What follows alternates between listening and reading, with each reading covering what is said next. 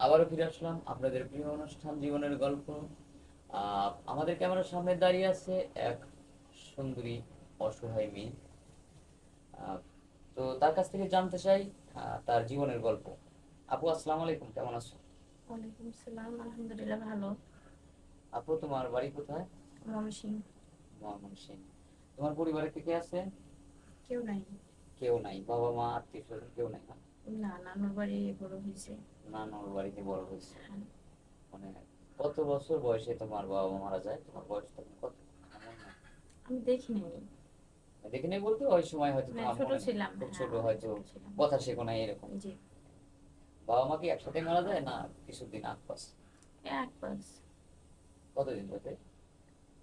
এটা আসলে আমি ও, সেটা তোমার জানি তো না। মনেই নেই, মানে তোমার তো ওই সময় ভালো করে বুদ্ধি হয়নি। এটা তোমার নানি হয়তো জানতে পারবে। হ্যাঁ, ওনারা থাকে। আচ্ছা। যাই হোক, তো আমাদের আচ্ছা, তার আগে আরেকটা ভুল করছি আমি, সেটা হচ্ছে তোমার নাম কি, মানে দর্শক তো নাম জানতে চাই। আমার নাম সোনিয়া। সোনিয়া। হুম, আর বাড়ি তো ময়মনসিংহ বলছো নাকি? জি। আচ্ছা, এখন আমাদের ক্যামেরার সামনে মানে কেন আসছো? কোনো বিয়ের জন্য না সাজসজ্জার জন্য? না, আসছি তো বিয়ের জন্য, কারণ আপনাদের মাধ্যমে তো অনেকের অনেক ভালো কিছু হচ্ছে। হুম। অনেকে আসতেছে, কেউ তো আর খালি হাতে ফেরত যাচ্ছে না। হ্যাঁ। তো ভাবলাম যেহেতু আমার কেউ নাই, আচ্ছা। তো যদি আমার জন্য আপনারা কিছু করেন। যাক, আমরা আসলে কিছু করতে পারবো না, করবে হচ্ছে সৃষ্টিকর্তা, যিনি আমাদের সৃষ্টি করছে, আমরাও ছিলাম মাত্র।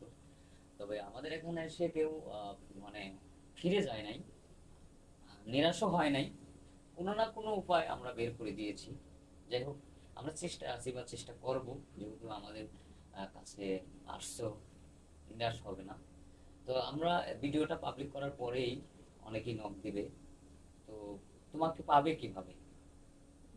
আমার তো ফোন নাই তো, আপনাদের মাধ্যমে আমার আর কি আচ্ছা, পাইতে আচ্ছা, হবে, কারণ আপনাদের সাথে যোগাযোগ করলে আমার পাওয়া যাবে। আচ্ছা। না, আমি তো এখানে যেহেতু আসছি, আমি আবার আসবো। এখন তো এই যুগে আসলে ফোন নাই, কেউ বিশ্বাস করবে না, কারণ এটা সবাই। অবশ্যই সত্য কথা যে যখন ফোন নাই এটা কেউ বিশ্বাস করবে না, কারণ আমি তো দেখা যায় যদি কাজ কাম করতাম তাহলে আমার একটা ফোন থাকতো। এটা আমি তো কোনো কাজ করি বাবা না। মা বেঁচে থাকলে হয়তো ফোন হ্যাঁ। কিনে দিত, যেভাবেই হোক একটা ব্যবস্থা দিত, নানির সব কাছে তো আর চাওয়ার সবকিছু সম্ভব তো না। আর চাওয়া যায় না। নানা তো আর বেশি নাই যে না। নানার কাছে একটু ফিরে করলে হয়তো একটা ফোনের ব্যবস্থা করবে। যাই হোক, এখন তোমার লাইফে কাউকে হচ্ছে চাচ্ছ, এটা মানে তোমার জন্য পারফেক্ট মানে কেমন ছেলে প্রয়োজন? আহ একটু প্রবাসী হলে সমস্যা নাই, বাট বয়স একটু বেশি হলেও সমস্যা নাই, কারণ যেহেতু আমার কিছু নাই। তো এরকম দায়িত্বশীল মানুষই তো লাগবে। যে দায়িত্বশীল আমার, মানুষ হ্যাঁ, যে লাগবে। আমার দায়িত্বটা নিতে পারবো, বা দেখা যায় যে আজকে নিলো কালকে ছেড়ে দিল, এটা তো সমস্যা। না, যে অবশ্যই না সমস্যা। ছাড়বে, যে না, যে আমার দায়িত্বটা নিবে, যাই না শুনেই সবকিছু মাইনেই নিবে, আর এরকম মানুষ আর কি বয়স যদি তার খুঁজছি। 40-45 হয়, হ্যাঁ, বয়স বেশি হলে সমস্যা নেই, সেটা তো বললাম। ছেলেটা যদি কালো হয়, সমস্যা আনস্মার্ট, নাই, হ্যাঁ। ছেলে কালো হলে সমস্যা কি? আনস্মার্ট হলেও সমস্যা নেই। না না, যাই এটা হোক, সমস্যা নেই, আমরা অবশ্যই মন ভালো লাগবে যাতে আমার বুঝে, যেহেতু আমার আপন জন নাই। হ্যাঁ, আমার অবশ্যই বুঝতে হবে। আচ্ছা, আচ্ছা, ঠিক আছে, বুঝতে পারছি। যাই হোক, আমরা আর স্কিপ বাড়াবো না।